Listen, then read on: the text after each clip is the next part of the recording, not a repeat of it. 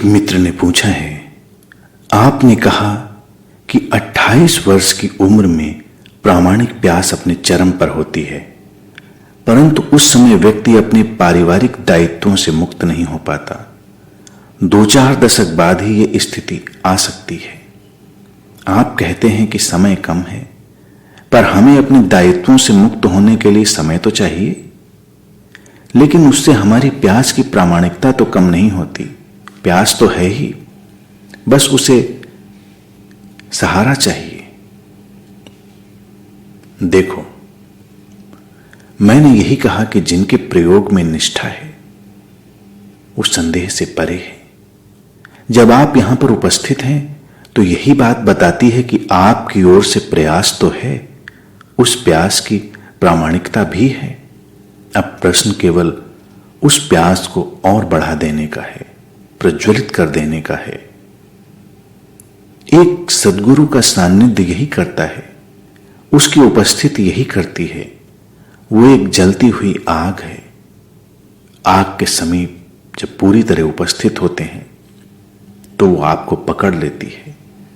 सत्संग का इतना ही अर्थ है कि किसी जागृत बोध की आग में जलते हुए व्यक्ति के पास, जो अपने स्वरूप को उपलब्ध हो चुका है, बस उपस्थित हो जाना। आप मात्र उपस्थित होते हैं और फिर यही आग तुम्हारे अंदर उतरने लगती है।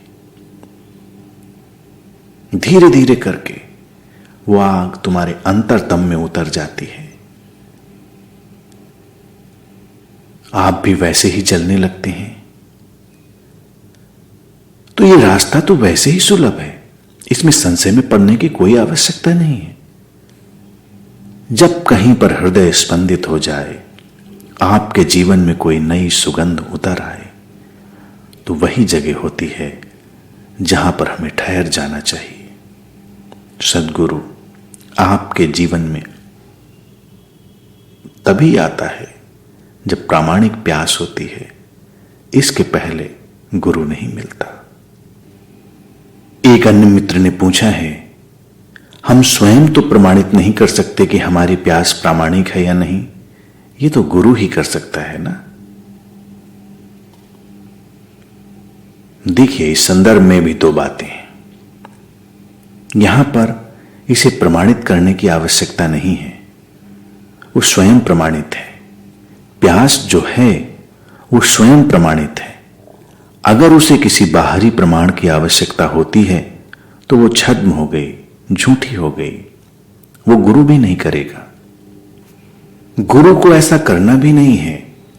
अगर गुरु उस प्यास को प्रमाण पत्र देने लग जाए तो उस गुरु के पास से भाग जाना चाहिए। गुरु एक उपस्थिति है, वो हमेशा खुला हुआ है।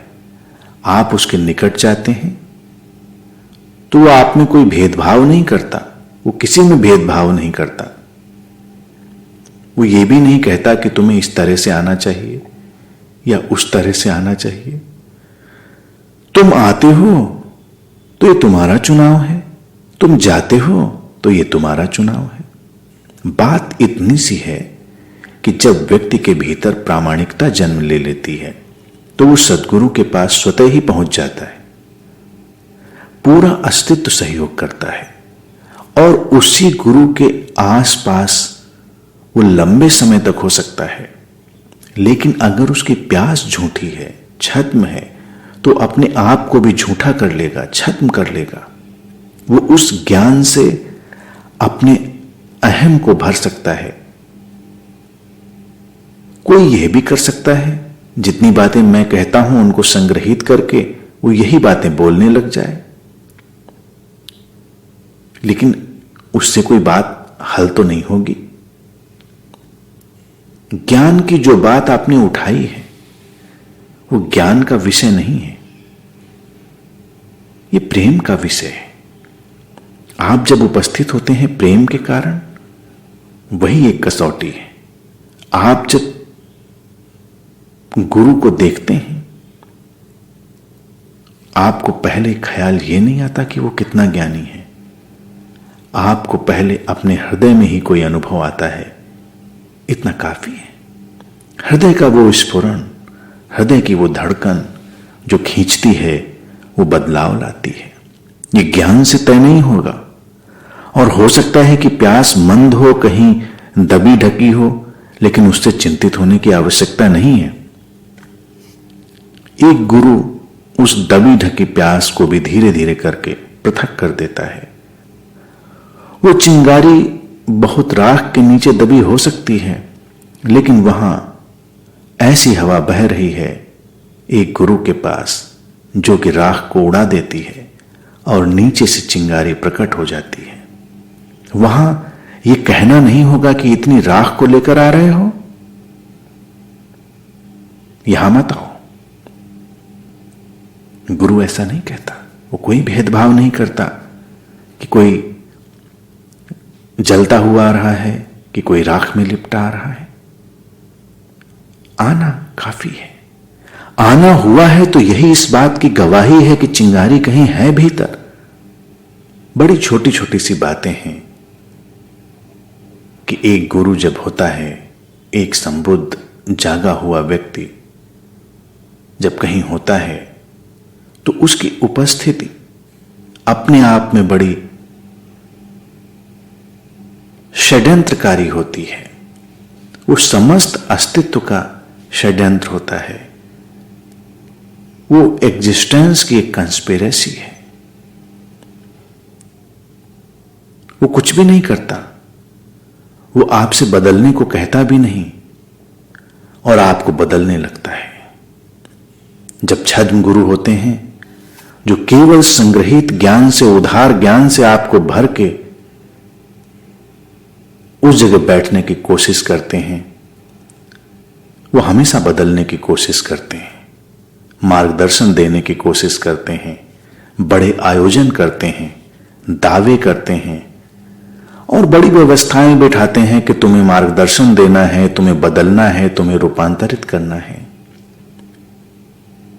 लेकिन एक अस्तित्वगत गुरु ऐसा कभी नहीं करता। उससे सब होता है। छद्म गुरु जो केवल संग्रहित ज्ञान से, उधार ज्ञान से अपने आप को भर के उस जगह बैठने की कोशिश करते हैं, वो भी बस अहम की एक चालाकी है। वो बदलने की बड़ी चेष्टाओं में लगे रहते हैं और बिना बदले शिष्यों को मानते नहीं। उनके पास उपाय हैं, व्यवस्थाएं हैं, नीति नियम हैं, अनुशासन है और लगातार इस तनाव और चिंता में भी रहते हैं कि शिष्य बदल रहे हैं या नहीं। एक गुरु जिसे अस्तित्व ने चुना है, जो बस ऐसे घटा है जैसे आसमान में एक इंद्रधनुष उगता है, ऐसा गुरु इस बात की फिक्र भी नहीं करता कि आप बदल रहे हैं या नहीं बदल रहे हैं। वो आपके प्रति प्रेम में है। वो आपको पूरा स्वीकार करता है। आप जैसे भी हैं वो पूरा का पूरा स्वीकार करता है। और एक दिन सुबह आप उठते हैं और पाते हैं अब तो मैं वैसा व्यक्ति नहीं रहा जैसा हुआ करता था। बदलाव घट गया, रूपांतरण घट गया। ये एग्जिस्टेंशियल कॉन्स्पिरेसी है, ये अस्तित्वगत षड्यंत्र है जो बिना बदले ही बदल देता है। जलती हुई आग के पास जब कुछ लकड़ियां रखी जाती हैं तो आग उन्हें जलाने का प्रयास नहीं करती, बस वो जल रही है और लकड़ियां उसके पास हैं, वो बस जल जाती हैं। धीरे से आग उनको पकड़ लेती है। ऐसे ही एक गुरु जिसे अस्तित्व ने घटाया है, जो अस्तित्व के माध्यम से घट गया है, वो भी बिना बदले ही तुमको बदल देता है।